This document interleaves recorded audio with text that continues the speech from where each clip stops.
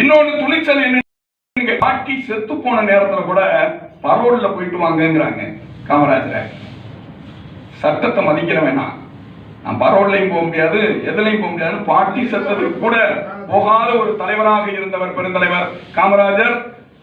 நேரத்தை மதித்தவர்.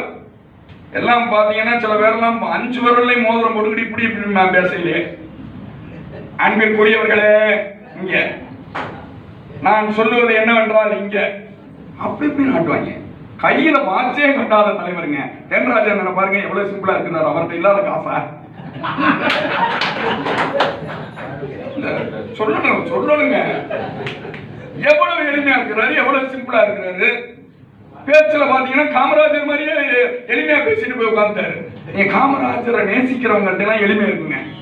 உண்மையில அந்த வகையில எனக்கு ரொம்ப மகிழ்ச்சி. எவ்வளவு ஒரு பேர் நான் பாருங்க, நான் கூட போட்டிருக்கேன்.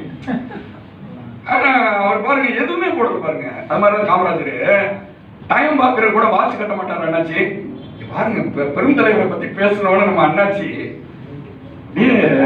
ராஜன் அண்ணாச்சி அப்படியே பாத்துக்கிட்டு இருக்காரு. வாட்ச் கட்ட மாட்டாரு. டைம் பீஸ் ஒன்று வச்சிருப்பாரு, சின்ன டைம் பீஸா. அதையும் எதுக்குள்ள போட்டுப்பாரு, சட்டப்பைக்கில போட்டுப்பாரு.